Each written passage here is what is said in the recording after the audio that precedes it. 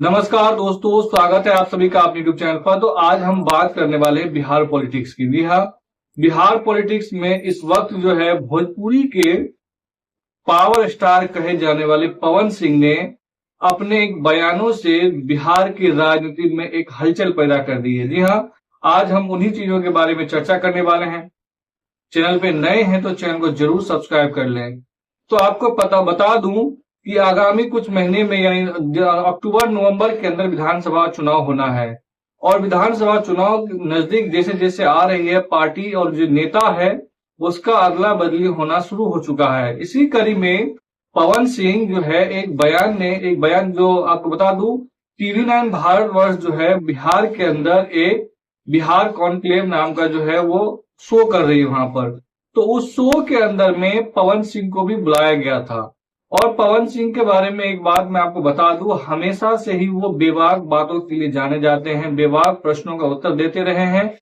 तो उन्होंने उनसे एंकर ने पूछा कि तेजस्वी यादव आपको कैसे लगता है। तो तेजस्वी यादव का उन्होंने जम करके तारीफ किया। उन्होंने कहा कि वो मुझे बहुत अच्छे लगते हैं, वो मेरे बड़े भाई जैसे हैं।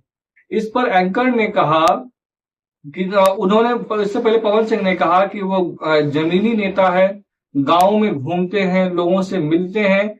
और सबसे अच्छी बात मुझे उसमें ये लगता है कि कहीं पर भी गांव में भी गाड़ी के बोनट पर खड़े होकर के सत्तू सान करके और खाना शुरू कर देते हैं। इससे मुझे ये प्रतीत होता है कि एक जमीनी नेता है और मेरे बड़े भाई जैसा है। भले ही वो नवी फेल है, लोग कहते हैं उससे, मैं भी तो छठी पास हूं, मैंने कौन सा ज्यादा पढ़ लिया है, लेकिन मेरे जो आसपास के लोग हैं वो तो पढ़े लिखे हैं। विकास में पढ़ाई से कोई बाधा नहीं है, उन्होंने ये कहा। इस पर एंकर ने उनसे काउंटर सवाल किया कि वो हेलीकॉप्टर में सावन के महीने में मुकेश सहनी के साथ जो है मछली भी तो खाते हैं। तो इस पर उन्होंने कहा कि मछली खाना कौन सी बुरा बात है, मछली खा सकते हैं, हम भी खाते हैं, आप भी खाते हैं, जो भी नॉन वेजिटेरियन है सब खाते हैं, इसमें क्या बुराई है। अब इस बात पर फिर उसके बाद काउंटर सवाल किया। जो एंकर थे उन्होंने कहा कि आप तो तेजस्वी यादव का तारीफ कर रहे हैं। उन्होंने कहा कि जो सच है वो हम बोलते हैं, इसको लेकर के कोई दिक्कत नहीं होना चाहिए। इस पर उन्होंने कहा कि एंकर ने कहा कि आपकी इस बातों से बीजेपी नाराज हो जाएगी। तो इस पर उन्होंने कहा कि नाराज हो जाएगी कोई बात नहीं, मैं उनसे माफी मांग लूंगा, लेकिन जो बात सच है मैं वो जरूर बोलूंगा, चाहे उसके लिए जो भी कीमत चुकाना पड़े। आपको बता दूं कि लोकसभा चुनाव के दौरान पवन सिंह को बीजेपी ने आसनसोल से लोकसभा का टिकट दिया था। बाद में खबर ये आई कि पवन सिंह जो है वो टिकट लौटा दिया है या टिकट पे चुनाव लड़ना नहीं चाहते हैं। मुद्दा बताया गया कि उनका जो गाना है बंगाली लड़कियों पे वो काफी अश्लील गाना है, इसको लेकर के वहां पर मुद्दा बन सकता है, इसीलिए उनसे टिकट वापस ले लिया गया। हालांकि पवन सिंह पे यह आरोप लग रहा था कि पवन सिंह ने लड़ने से मना कर दिया। बाद में पवन सिंह ने सफाई में कहा कि अगर मुझे नहीं लड़ना था तो हमने हाँ ही क्यों भरा, मुझसे तो पहले पूछा गया था। तो कुल मिलाकर के बीजेपी ने ही टिकट वापस जो है उनसे ले लिया था। उसके बाद से वो काराकाट से निर्दलीय चुनाव लड़ गए। अब पवन सिंह का इम्पैक्ट आप देख लीजिए। वैसे तो पवन सिंह स्वर्ण जाति से आते हैं, तो स्वर्ण जाति के आने की वजह से उन्होंने काराकाट से चुनाव लड़ लिया, निर्दलीय लोकसभा। अब काराकाट में निर्दलीय चुनाव लड़ने की वजह से क्या हुआ कि वहां पर उपेंद्र कुशवाहा जो एनडीए के सबसे बड़े नेता के रूप में जाने जाते हैं, वो वहां से चुनाव हार जाते हैं। और पवन सिंह का इफेक्ट इतना ज्यादा हुआ कि 5 से 6 लोकसभा सीट बीजेपी हार जाती है, बक्सर भी हार जाते हैं, आरा भी चुनाव हार जाते हैं। तो कुल मिला के उसके बाद कई और चुनाव हारते हैं। तो मुझे लग रहा है कि पवन सिंह का इफेक्ट की वजह से ये 5 से 6 सीट बीजेपी गवा चुकी है। तो ऐसे में मुझे लग रहा है कि पवन सिंह अभी भी बीजेपी के अंदर एंट्री चाहते हैं और वो भोजपुर विधानसभा से चुनाव लड़ना चाहते हैं। लेकिन बीजेपी के अंदर उसके एंट्री को लेकर के कभी हाँ कभी ना, कभी हाँ कभी ना हो रहा है। दरअसल जिस लोक विधानसभा सीट से वो चुनाव लड़ना चाहते हैं वहां पर बीजेपी के ऑलरेडी कई ऐसे बड़े नेता है जो काफी सालों से मेहनत करते आ रहे हैं। और बीजेपी अपने लिए पवन सिंह अपने लिए कम से कम 4 से 5 सीटें चाहती है बीजेपी से, लेकिन बीजेपी उनका खुद का सीट देने को तैयार नहीं है। बाकी 3-4 जो सीट डिमांड कर रहे हैं वो सीट भी बीजेपी मुश्किल से ही दे सकते हैं, क्योंकि वहां पर उसके या तो सिटिंग विधायक है या फिर कई ऐसे बड़े नेता है जो इस बार चुनाव लड़ने की जुगत में है, जो काफी समय से संघर्ष कर रहे हैं, जमीन पर एक्टिव है, मतलब काम कर रहे हैं। तो ऐसे में बीजेपी के अंदर पवन सिंह का एंट्री जो है कभी हाँ कभी ना में अटका हुआ है।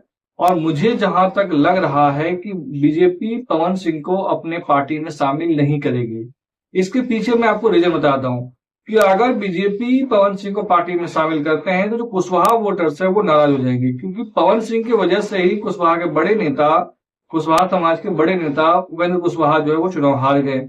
तो ऐसे में बीजेपी ये कोशिश नहीं करेगी या ये फिर जोखिम नहीं लेना चाहेंगे कि कुशवाहा समाज को या एक समाज के वोटर्स को नाराज किया जाए एक नेता के चक्कर में। तो मुझे जहां तक लग रहा है कि अगर बीजेपी के अंदर पवन सिंह का एंट्री नहीं हो पा रहा है तो इसके पीछे सबसे बड़ा रीजन है कुशवाहा वोटर का नाराज न करना। बीजेपी चाहती है हर हाल में कि कुशवाहा वोटर नाराज ना हो। अगर होता है तो काराकाट, विक्रमगंज, ये मगध इलाके में कुशवाहा वोटर जो है वो काफी अच्छा खासा इफेक्ट रखती है। तो ऐसे में पवन सिंह को वहां पर भविष्य नजर आ नहीं रहा है। एक समय में खबर ये भी आ रहा था कि वो जनसुराज ज्वाइन करेंगे, और जनसुराज जब प्रशांत किशोर से सवाल किया गया था कि ये पवन सिंह का इलाका है, आप यहाँ आ रहे हैं, तो उस पर प्रशांत किशोर ने कहा कि भाई ये किसी के बाप की बकौती नहीं है, राजनीतिक कोई भी यहाँ चुनाव लड़ सकता है, कुछ भी कर सकता है। तो मुझे लग रहा है कि इस बयान की वजह से पवन सिंह ने अपना मन बदल लिया है, अब वो जनसुराज ज्वाइन नहीं करेंगे। खबर ये आ रहे थे कि मनीष कश्यप और पवन सिंह जो है वो जनसुराज ज्वाइन करेंगे, क्योंकि बीजेपी के बाद स्वर्ण नेताओं का यानी बड़े जाति के नेताओं का दूसरा घर जो है वो अब जनसुराज बनता जा रहा है धीरे धीरे।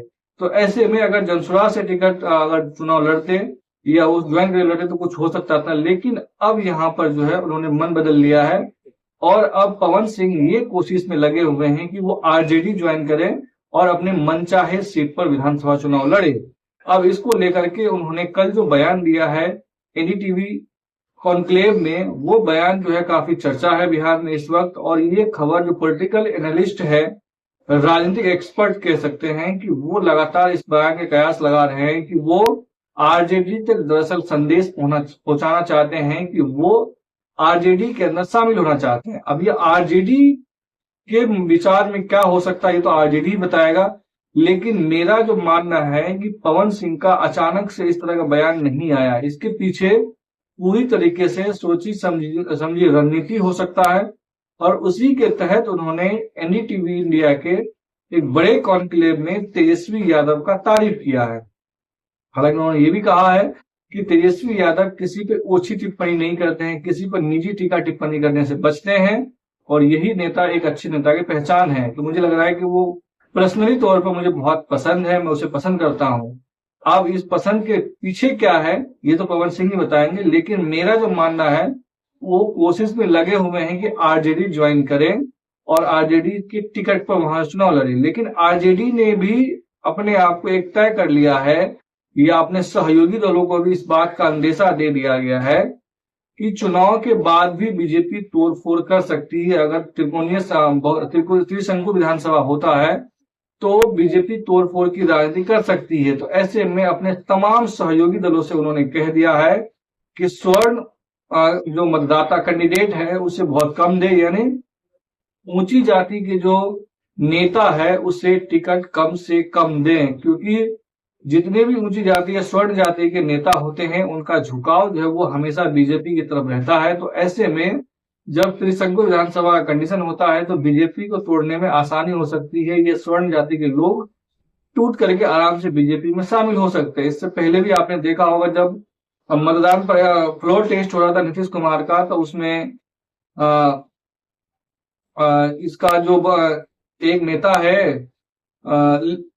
लवली सिंह के बेटे, वो भी जो है शिवहर से विधानसभा से विधायक है, वो टूट करके चले गए बीजेपी जदयू में चले गए। उसके बाद मोकामा से अनंत सिंह की बीबी पत्नी जो है वो भी चली गई, वो भी दोनों स्वर्ण जाति से थे, दोनों टूट करके चले गए बीजेपी में। अगर ये दो न जाते तो मुझे लग रहा है कि आज तेजस्वी यादव की सरकार होते और यहाँ पर मुझे लग रहा है कि मुख्यमंत्री तेजस्वी यादव होते, तो सरकार गिर चुका होता। तो इस वजह से मुझे लग रहा है कि उसी के बाद सबक ले लिया कि स्वर्ण जाति के उम्मीदवार कम देना है। अब देखने वाली बात ये होगी क्या आरजेडी पवन सिंह को अपने पार्टी में शामिल करवाते हैं या नहीं करवाते हैं, ये तो देखने वाली बात होगी। लेकिन आपको क्या लगता है कि क्या पवन सिंह आरजेडी ज्वाइन करेंगे या फिर बीजेपी में टिकट पर चुनाव लड़ेंगे? आप हमें कमेंट करके बता सकते हैं। वीडियो अच्छी लगी हो तो चैनल को जरूर सब्सक्राइब कर लें। धन्यवाद।